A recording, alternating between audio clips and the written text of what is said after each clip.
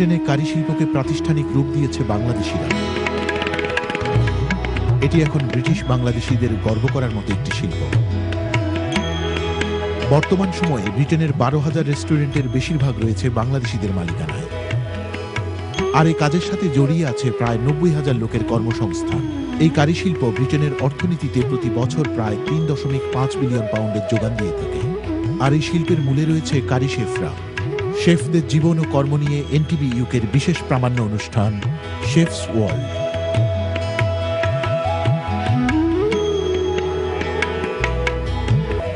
আমার নাম আনহা খান, আমার দেশের বাড়ি সিলেট, জগন্নাথপুর থানা। আমি 2003-তে আইসি এদেশ। বয়স আমার ছিল তখন 20 বছর।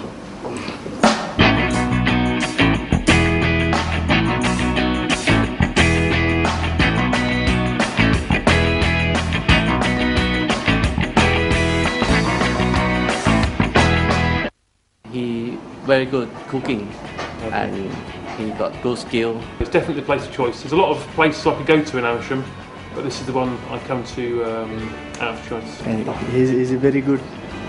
He cooking very fast. I'm really enjoy with working with Bengali people as well. সবাই জিজ্ঞেস করে যে কোন জায়গায় আটকে গেছি কিনা, হ্যাঁ, কোনো হেল্পের দরকার আছে কিনা। মানে খুব ভালো লোক। মানে লাগে আমার ফ্যামিলি এমন না এই যে আমি এখানে মানে আমার এই যে ফয়সাল ভাই, একে ভাই, আনার ভাই, এদের সঙ্গে আমি বসবাস করতেছি। এই জন্য আমি খোদার কাছে খুবই গর্বিত। আমার খুব ভালো লাগতেছে, বিকজ যে কোনো সময় আমার যদি ছুটির প্রয়োজন হয়, আমি বললে বস আমাকে ছুটি দেন, বা যদি আর্থিক কোনো মানে হেল্প লাগে ওনারা আমাকে হেল্প করেন। উনি ইন্ডিয়ান রেস্টুরেন্টের হেড শেফে ছিল অনেক সময়। এখন আবার থাই রেস্টুরেন্ট কিচেন ম্যানেজ করা ইটস নো ইজি থিং। এখন এটা ম্যানেজ করতেছে নিজ থেকে, থাই শেফ হয়েছে, এটা অ্যাগেন প্রাউড। বললাই আমি ইন্ডিয়ান রেস্টুরেন্টে খাওয়া আরম্ভ করছি, এবং ইন্ডিয়ান রেস্টুরেন্টে খাওয়া আরম্ভ করার পরে তারা দেখি আমি ইন্ডিয়ান শেফ হয়েছি। আর ইন্ডিয়ান হওয়ার পরে যখন ইন্ডিয়ান রেস্টুরেন্টে খাম আরম্ভ করছি, আমার খামটা এনজয় লাগছে, এনজয় করছি। যখন আমি খাম শিখছি, ইন্ডিয়ান শেফ হয়েছি।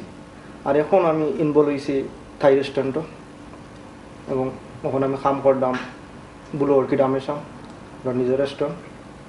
ওর না আমরা 3 ভাই আছি এই রেস্টুরেন্টে। খাম করলাম, আমি কিচেনও খাম করলাম হিসেবে দিই। আমার 2 ভাই আছে, তারা সামনে দিয়ে লুক আফটার করলাম।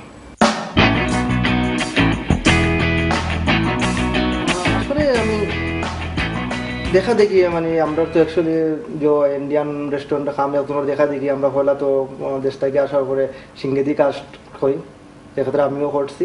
তখন গিয়া আস্তে আস্তে পজিশন বাড়ছে, দেখি আমি কাজ শিখছি।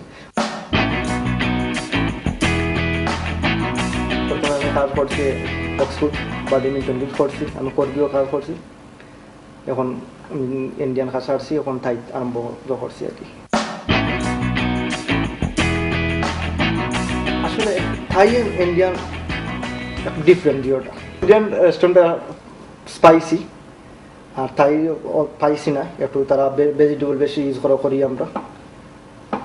একটু মানে একটু ডিফারেন্ট, থাইয়ের কুকিংও ডিফারেন্ট, ইন্ডিয়ানের কুকিংও ডিফারেন্ট থাকে। বা থাইয়ের খানিগুলো অনেক ভালো, বুঝছেন, যে থাইয়ের কারি আছে, স্টার ফ্রাই আছে, স্টার্টার আছে, অনেক নাইসলি অনেক কাস্টমার আমার রেস্টুরেন্টে তো আমি নিজে আপনার, কারণ নিজের কাস্টমার লাগে সবসময় আমার জয়। একটা থাই স্পেশাল স্টার ফ্রাই বানাচ্ছি, নাম হলো ঠিক কিন্তু পাট কাপা স্টার ফ্রাই।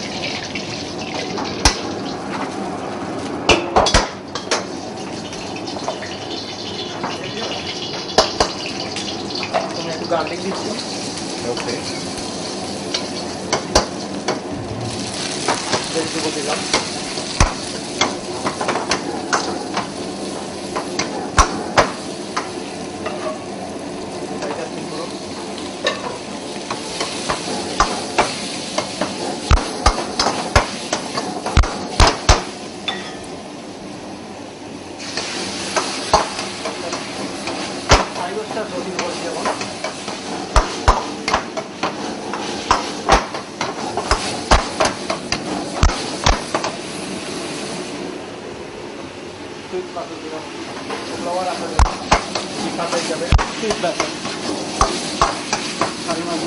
Gracias.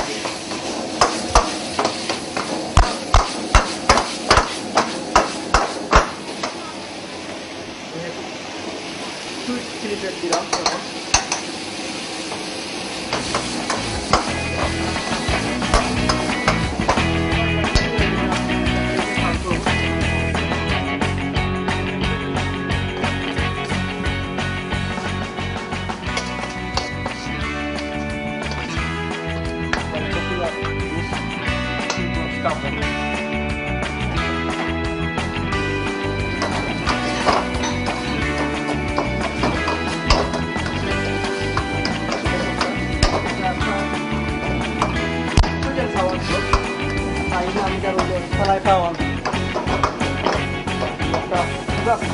মাছের উপরে দিন, এটা পাঁচ ডিপ ফ্রাই করবো। ডিপ ফ্রাই করার পরে ওটা উপরে এগুলো ডাল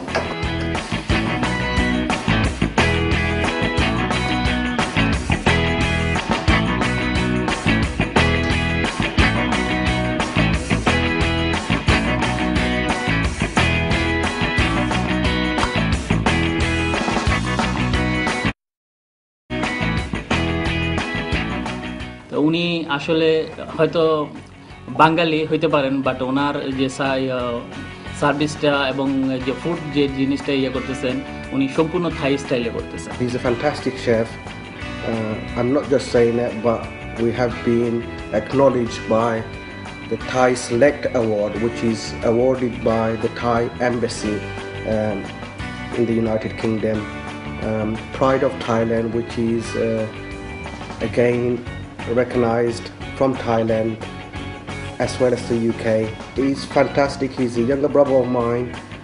What he does with his team and all of the team, they work together to create the authentic Thai food. Come to the restaurant all the time. Food is good, ambience is good, staff are wonderful. উনি always আমাদেরকে advice করে how to develop.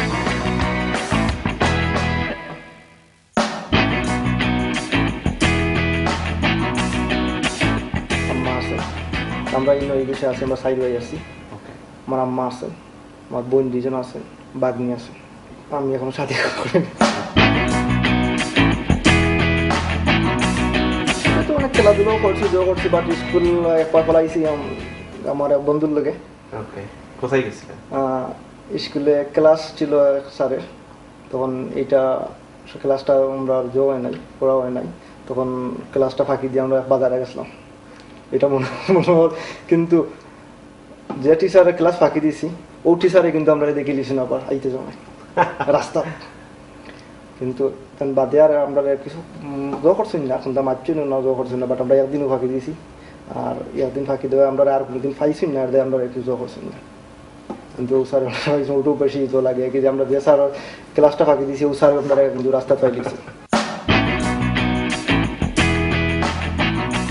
কষ্ট দুঃখ স্মৃতি ওইটা যে সময় বাবা মারা যায়, আব্বা মারা যায়, ওই সময় উঠে উঠে দুঃখ স্মৃতি। আপনি কাছে ছিলেন? হ্যাঁ, আমি কাছে ছিলাম একবারে। কিভাবে মারা যান আপনার বাবা? অসুস্থ ছিলাম, যখন মারা যান আমি একবারে পাশে ছিলাম।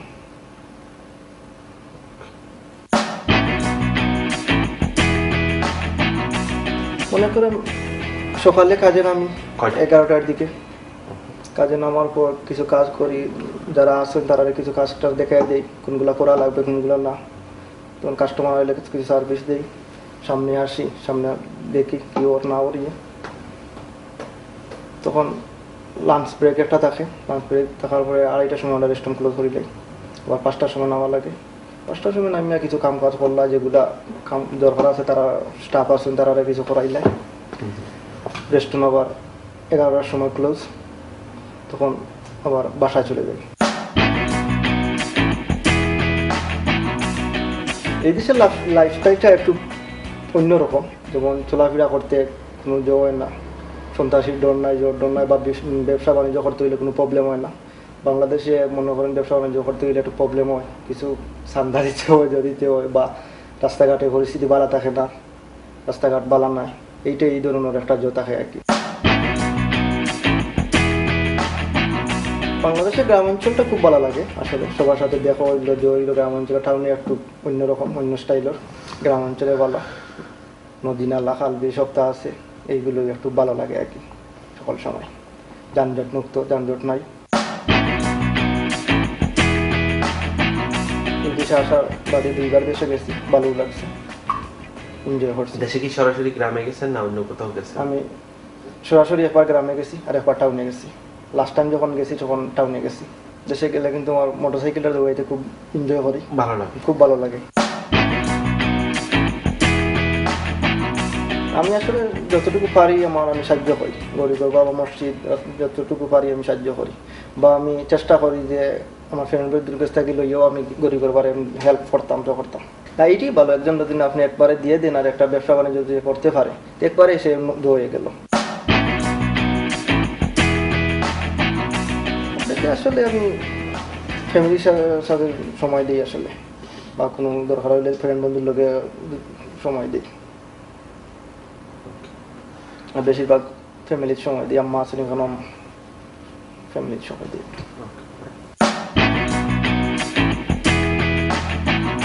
যেভাবে চললে কাস্টমার হ্যাপি হয়, ফুড ভালো থাকে, সবটা মেনটেন করিয়া ওগুলো আগে দেখে তো বা দেখে করা।